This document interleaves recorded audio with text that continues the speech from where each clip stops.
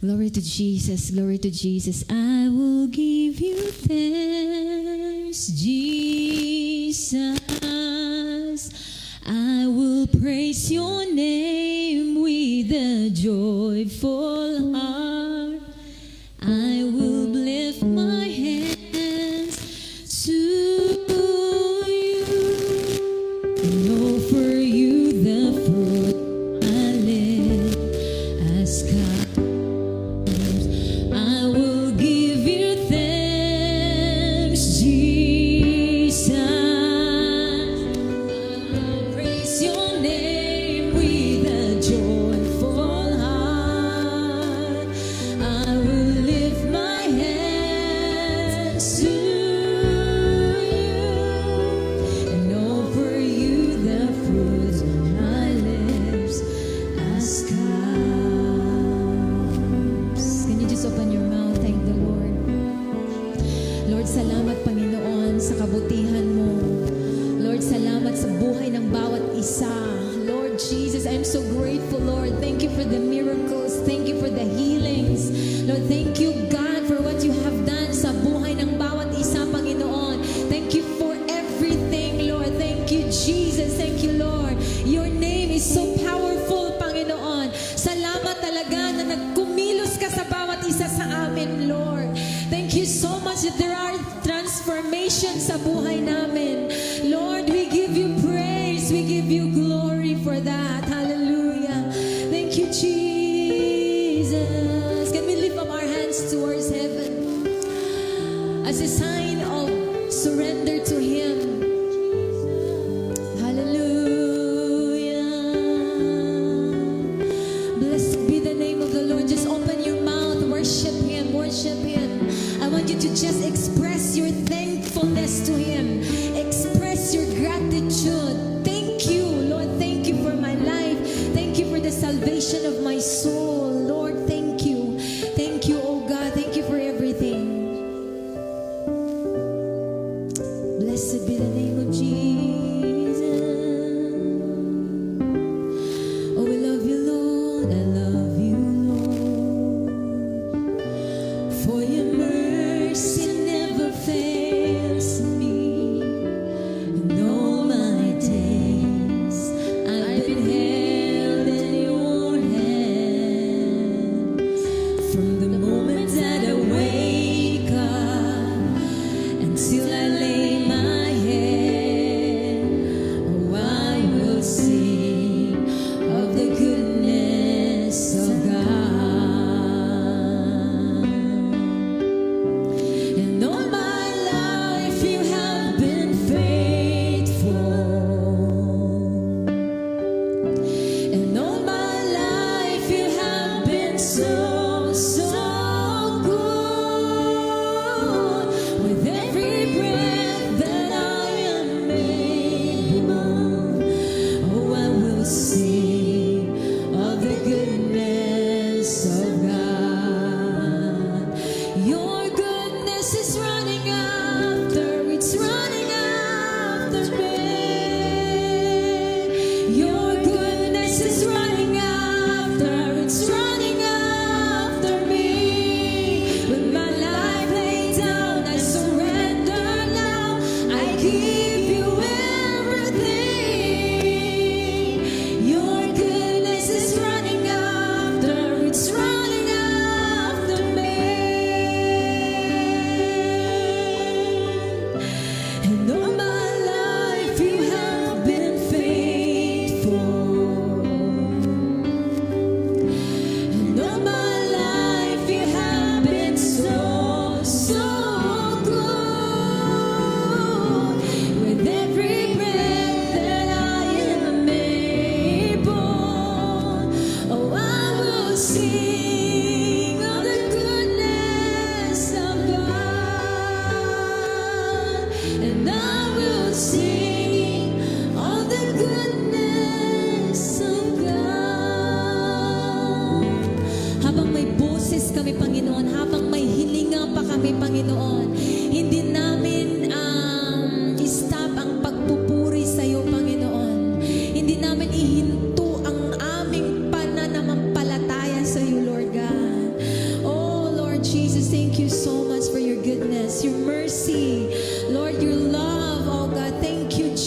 Jesus. Thank you, Lord. Thank you for everything that you have done, Lord Jesus. We give you praise and we give you glory. For in Jesus' mighty name, we have prayed. Amen. Hallelujah. All the people who are thankful, can you give God clap offering? Hallelujah. Thank you, Jesus. I only have 10 minutes. You can sit down. 10 minutes na lang. So, ang gawin ko na lang ito is I will just give you an exhortation. Okay? I will not be teaching this morning because we don't have time. Ayoko naman na magalit kayo sa akin. Hallelujah. Praise the name of the Lord. Now, we are talking about this morning about sa cultural Christianity. So, God will help us to translate into being spiritual. Because if we remain in that cultural Christianity, we will not make it to heaven. And many of us, many of the believers in today's world, in today's churches, they are just in that state. Because they are, you know, when... I just want to talk about two types of people. Three types, I mean. There are three types of people. There is, number one, natural man, and then there is carnal mind, and then there is also spiritual man. That three types of people in this world. Okay, so now the natural man, those were the people na hindi talaga nagiging believer. They were not encounter God, or they were not able, parang complete ignorant talaga sila sa word ni God.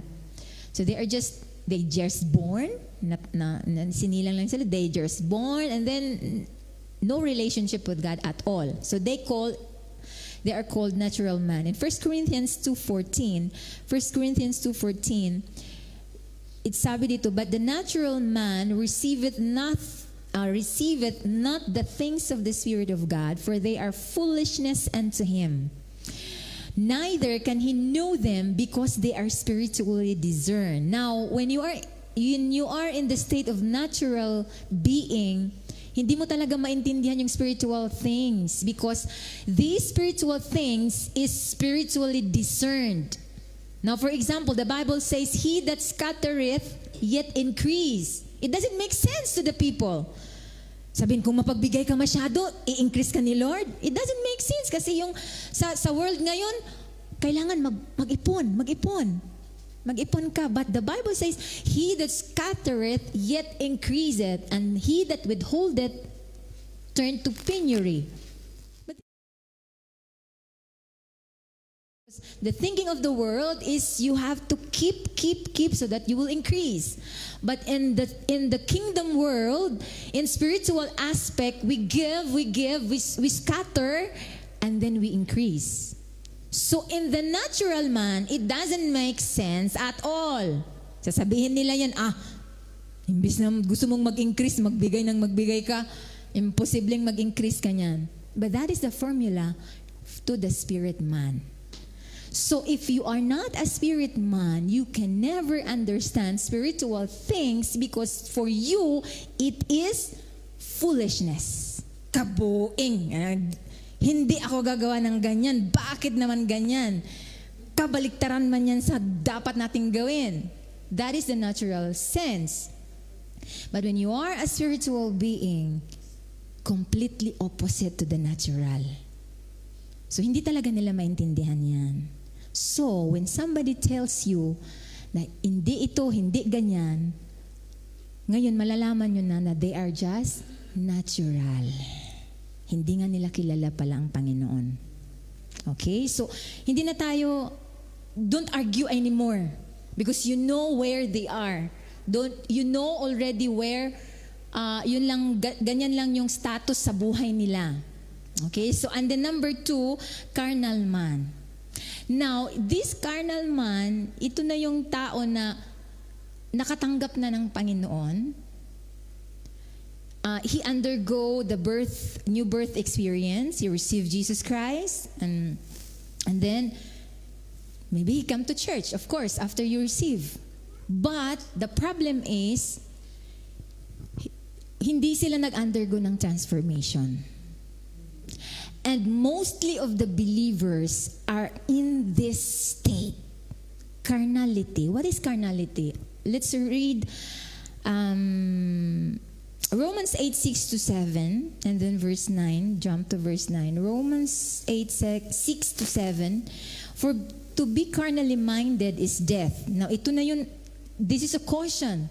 If you remain in that carnal state, the Bible says, if you will remain carnally minded, the end point mo is death. But to be spiritually minded is life and peace. So saan ang pipiliin mo doon? Carnal or spiritual? If you remain in that carnal mindset, then ang end point mo dyan is death.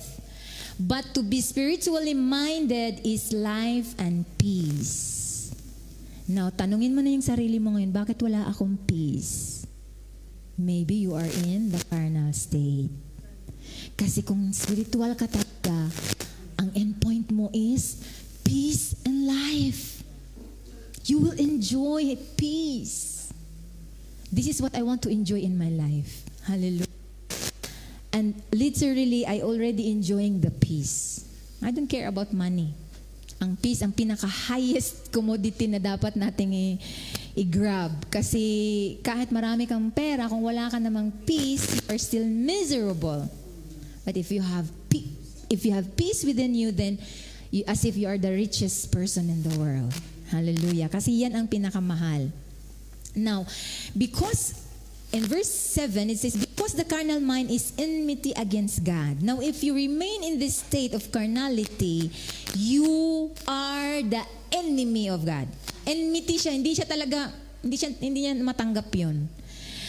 For it is not subject to the law of God, neither indeed can be. Now, when you look at verse 9, but ye are not in the flesh. Ibig sabihin, if you are in the flesh, that it also signifies carnality. Carnal and flesh goes together. Yun ang ano niya. Isa lang yan sila, flesh and carnality. Now, but in the Spirit, if so be that the Spirit of God dwell in you, now if any man have not Spirit of Christ, have not the Spirit of Christ, he is none of this. So, ibig sabihin, kung wala tayong Spirit of Christ, we remain in that carnal state. Okay? So, kailangan nating ma-deliver doon sa carnality. Kasi, there is danger when you remain in that carnality state. Because your experience, your testimony, what happened to your life is the same with the unbelievers. That's why there are lots of believers nowadays will ask themselves, why I'm like this? Bakit nangyari sa akin ito? Punta naman ako sa church ha. Lagi naman akong nagdadasal. But the problem is your mindset is still in carnal state. So you can never experience the fullness of that experience being spiritual man. So ano ba yung carnal state natin? So kailangan nating ma-deliver dito sa carnal mindset. Kasi kung hindi tayo ma-deliver dito, ang buhay natin is parang katulad lang din ng unbeliever. Kung anong nararanasan sa unbeliever, nararanasan din natin. Kasi nandyan pa rin tayo sa our carnal mindset. Okay, so ano ba yung carnal mindset? Ano ba yung carnality? Ito, 1 Corinthians 3 verse 1-4. So introduction lang ito sa ano ko, but next week or next following week na ako ang mag-preach, I will continue with this so that we will, anuhin na natin tong spiritual. Paano ba tayo maging spiritual? Tuturuan ko kayo. Okay? Para talagang wala na sa atin yung carnal. Yung carnal-minded. Ito yung carnal-minded.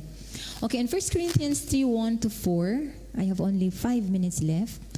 Okay, so verse 1 it says, and I, brethren, could not speak unto you as unto spiritual, but as unto carnal, even as unto babes in Christ. This is Paul speaking. So sinasabi niya, hindi ko kayo masabihan na to spiritual kasi karnal kayo eh. So, may paraan pala makipag-usap sa mga carnal people, and then mayroon ding paraan sa makipag-usap sa mga taong spiritual.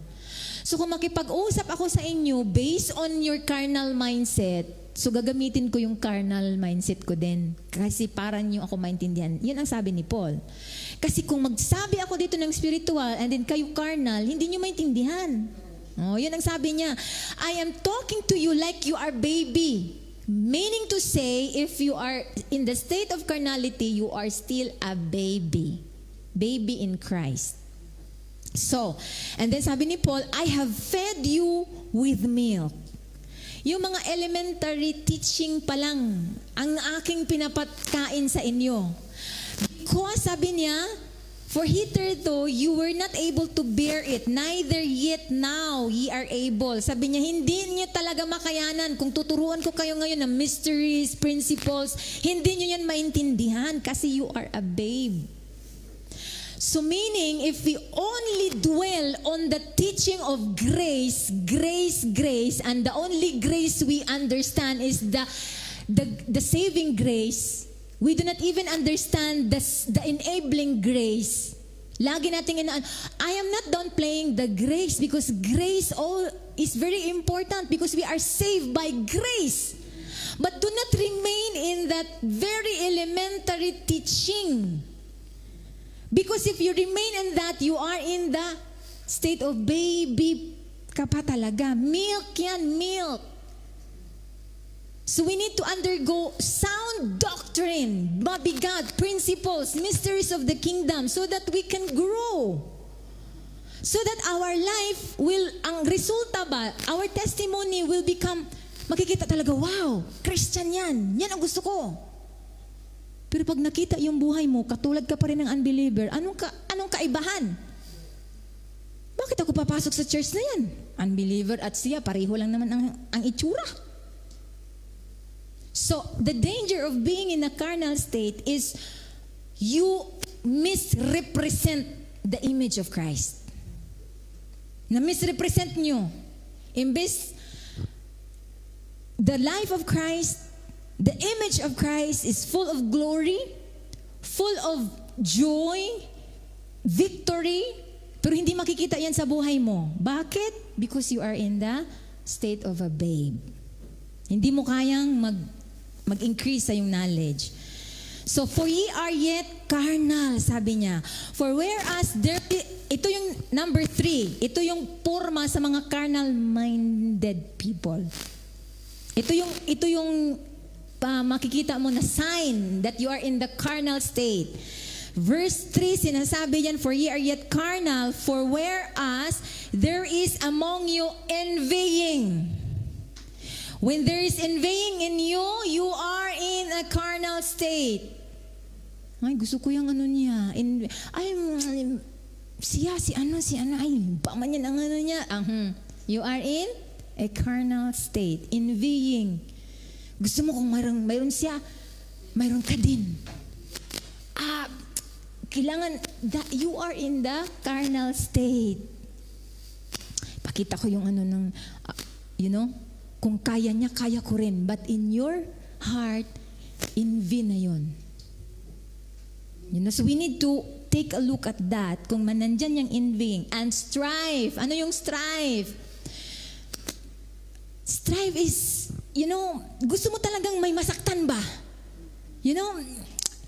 Pag, yan si sister, pag magsabi yan sa akin, isa lang. Basta lagi.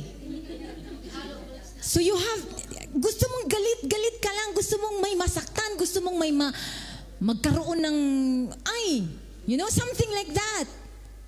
So you are in that state of carnality. Bakit wala kang compassion? We are now in the state of carnality. Why? We do not even have compassion to other people na mga nandyan sila. Bahala kayo dyan. Kung dyan ang pipiliin ninyo. So that is the absence of compassion. So there is still strife in you. And then another division. Kaya nga i-break natin kaagad yung division kasi grupo-grupo. Ay naku, itong grupo na to, kailangan master kami dito. Ngayon yung grupo nyo, hindi mga yan, lousy kayo. That is division. So, pag nandyan yung present, that means you are in a carnal state. And then, you are, kung nandyan ka sa carnal state, that means you are just walking like mere man. Yung walang Panginoon, katulad ka rin doon sa kanila. Delikado, di ba? Sayang yung pagsimba natin tapos nandyan lang pala tayo sa state of carnality. So kailangan talaga. Kaya, this is the assignment of the pastors, apostles, the fivefold ministry to teach. Kasi itong carnality, hindi ito ma-deliver by rebuking or by, praying na in Jesus' name, mawala na yung carnality. It will not go. If you want to deliver a carnal-minded person, you have to teach him the truth. So if you have the compassion, yan ang nano ko na, Lord God, help me to be a spiritual so that I can also teach other people to be spiritual. Kasi hindi yan siya ma-deliver kahit kahit mag-fasting ka pa ng 1 taon. Okay, so you have to undergo some teaching, sound doctrine. Ito pa number 4, sabi niya, for while one saith, I am of Paul, and then the other, I am of Apollos. Diba? Sabi mo, ay, hindi ko talaga, pag si Julie, ayoko yan, mas maganda pa si Pastor Imad, mas maganda pa si, you are carnal. Namimili ka kung sinong magpipreach sa'yo. Para bang, ay hindi yan, kasi hindi yan si Apollos. Dito ako kay Paul, mas sound doctrine si Paul. And do you think and you think you're spiritual? Kasi gusto mong i-follow si Paul. But, because of that, you are carnal. So, dapat wala kang pipiliin. Pakinggan mo lahat. Diba? Kung sino man yung magpipreach sa'yo, mamili, ay ngayon si makatulog man ako niyan, uy. Diba? So you are still in the carnal state.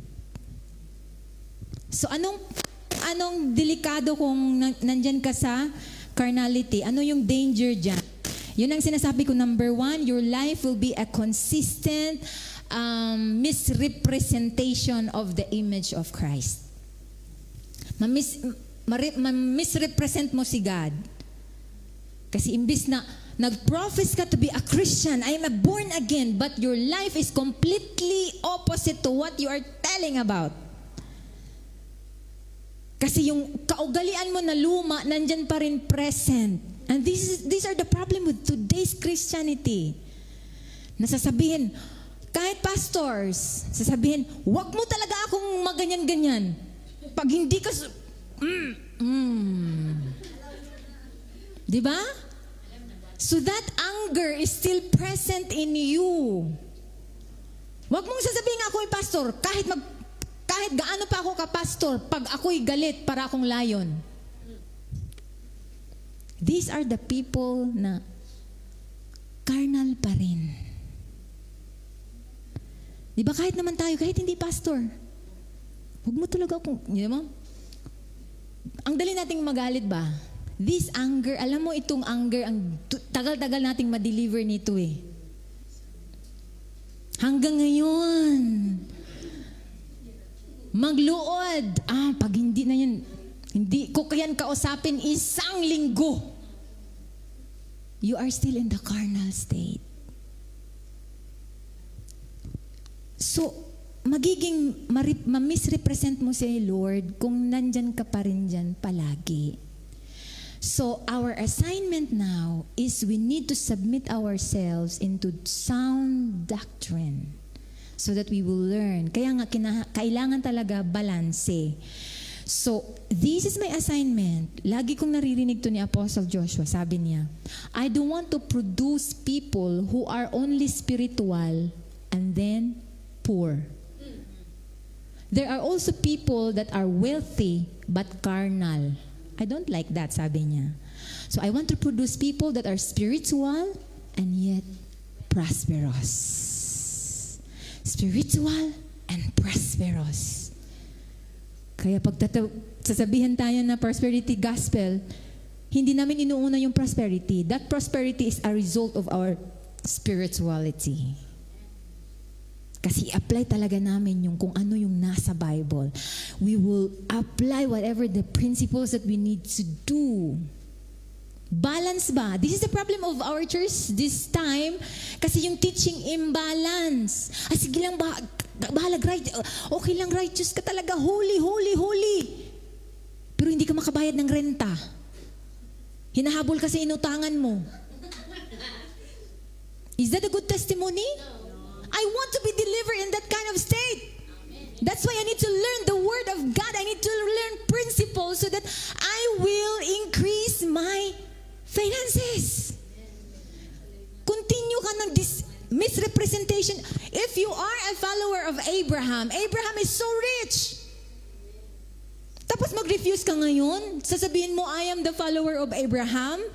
And then you refuse prosperity. Ang dami nga ni Abraham, cattle, 1,000, 100,000s, servants niya, hundreds. Ikaw nga ngayon, wala kang servant, nagiging servant ka pa nga dito, tapos ayaw mong mag-prosper? And then you claim that you follow Abraham? Kailangan natin ng complete teaching from the Word of God. Hindi imbalance. Kasi, okay man, siguro, magiging holy ka, makakapunta ka pa rin sa langit, kasi holy ka eh. Pero dito, hinahabol ka lagi sa bayarin mo. Hinahabol ka lahat kung anong problema, lahat ang pera. So ayaw natin, we can live a life of comfort, a life that is comfortable while we are here, and we can serve better if we have money. We can serve, we can love the Lord more if we have resources. We can preach the gospel more if we have resources. Alam nga naman, baktasin mo yung, puntahan mo yung Akaba, gusto mong mag-preach doon, and you don't have money. Lakarin mo yan. Ilang araw ka pa bago dumating doon. See? So that is the need of finances. Do not neglect, do not downplay, do not reject prosperity, because poverty, sabi nga, if you are holy but you are poor, that poverty will drag you to hell. But if you are also wealthy and you are carnal, your wealth can also drag you to hell because you are carnal eh. So kailangan natin matransit. So our transition from natural to carnal, kasi nag-receive tayo, and then from carnality, you go to spirituality. So next week, pag-usapan natin how to be spiritual. Para talaga alamin natin ito. Kasi ayaw ko na mag-remain into carnality. I hate that. I hate to misrepresent God. Gusto ko ma-represent ko siya ng buong buo. Diba? Kasi if you remain in that carnal state, your life will never attract people. Sasabihin na, ayaw kong mag-join dyan. Ay, kaano naman ang mga buhay ng mga miserable. Diba? Do you think I will join you if your life is miserable? Diba? Madamay pa ako dyan. So, our assignment is to make our life so attractive so that even, hindi na tayo mag-preach, they will just go. They will just come. And they want to see what happened here. Diba? So that's why we need a thorough teaching from the Word of God. Kaya every Monday talaga yan. Monday natin is teaching. So please don't be absent. We started this in 2022. Now we are on the 3rd year of teaching. Kaya nga tayo nag-grow na ngayon eh. I am so glad na nagkaroon na talaga ng result ang ating mga prayer and teaching. I can see now that we are already transforming. Hallelujah! Whew! I'm so happy. Can you imagine when somebody tells, I am willing to change? Hallelujah! Whew! Diba? And we will continue to do this because our aim is to glorify God so that our life will be a consistent testimony of God's goodness. Pag titignan ka, tignan mo yung mga buhay na yan. That is a representation of Christ. And so, pag nagiging good representation ka, then you don't need to magsigaw-sigaw na preach the gospel. They look at you and they will even follow you without talking. Hallelujah. Praise the name of the Lord. Can we stand on our feet? Lord Jesus, thank you so much, Lord. Pinakita mo sa amin yung state na yan, and we refuse to be in that carnal state in the name of Jesus. Kaya Lord, sikapin talaga namin sa buong makakaya namin, Panginoon. I pray, Lord God, every one of us, Lord, na nandito ngayon, Panginoon, they made a decision, Lord Jesus, to refuse to stay in that carnal state in the name of Jesus. In the name of Jesus. Kasi yung pag nandyan lang kami sa carnality, that end point of that is death. Ayaw namin yan, Lord. Ayaw namin ng distraction in the name of Jesus. Lord God, salamat, tulungan mo kaming lahat, Panginoon, na nandito ngayon. Lord Jesus, we know that we cannot do it on ourselves. Lord God, salamat sa mga teaching priests. Salamat, Lord, sa mga pastors that they are laboring for our life, Lord Jesus, so that we can learn something, Lord God. We can learn your principles. We can learn everything, Lord God, the truth that is written in the Bible, Lord God. We will all learn that, oh God, so that our life will be a consistent, good representation of, we will become a good representative of Jesus Christ here on earth. In the name of Jesus, in the name of Jesus. Father God, we thank you. We honor you, for in Jesus' mighty name we have